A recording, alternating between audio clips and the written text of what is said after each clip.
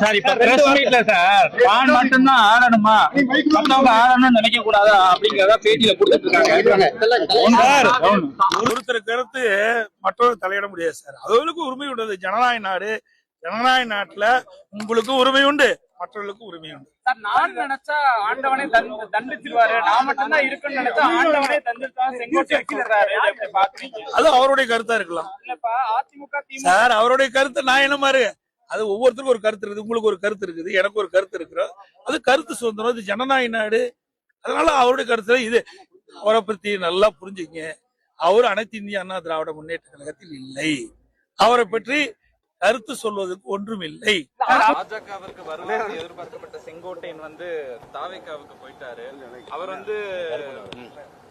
அதை எப்படி பாக்குறீங்க சார்? அவருடைய அந்த முடிவை, ஏன்னா ஒரு புதிய கட்சிக்கு ஒரு மூத்த தலைவரா போயிருக்கிறாரு. நீங்களும் அதிமுகவுல இருந்து வந்தவர், அவரும் போயிருக்கிறாரு. எப்படி பாக்குறீங்க?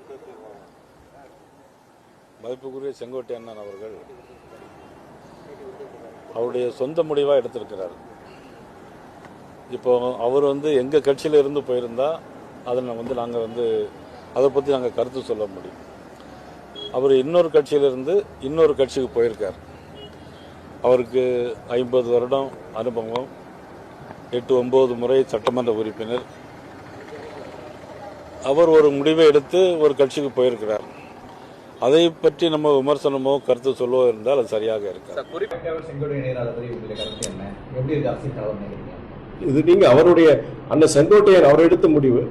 அதிமுக என்ற ஒரு இயக்கத்தில் இருந்து அவர் வெளியேறி இன்று சகோதரர் விஜயோட இயக்கத்தில் இணைகிறாரு. அவருடைய தனிப்பட்ட விருப்பம், உரிமை, நம்ம ஒண்ணு சொல்ல முடியும். அதனால பலம் நினைக்கிறீங்களா தாவேகளுக்கு? இல்ல பலம், அது பலமா பலவீனமாங்கிறது அது நீங்க அடுத்து தேர்தல் வருது, தாவேக்கு அந்த இயக்கம் பெறுகின்ற மக்களுடைய வாக்குகளா இருக்கட்டும், வெற்றிகள், அதை வச்சு நம்ம சொல்ல முடியும்.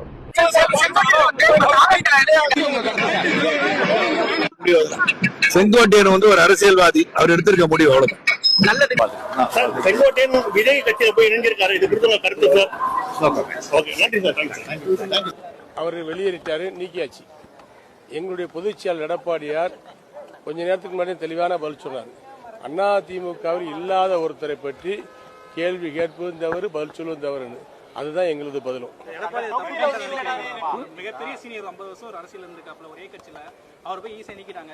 அவர் தப்பு செஞ்சாரு நினைக்கிறேன். கட்சின்னு கடல் மாதிரி ஒரு கட்சியில பல பிரச்சனை இருக்கத்தான், சின்ன சின்ன பிரச்சனை வரத்தான் செய்யும். கட்சிக்கு கட்டுப்பட்டு நடக்கக்கூடியதான் உண்மையான ஒரு தொண்டனுக்கு அழகு. அந்த வழியில எடப்பாடியார் தார்மீக ரீதியா தர்மத்தின் வழியில் சென்று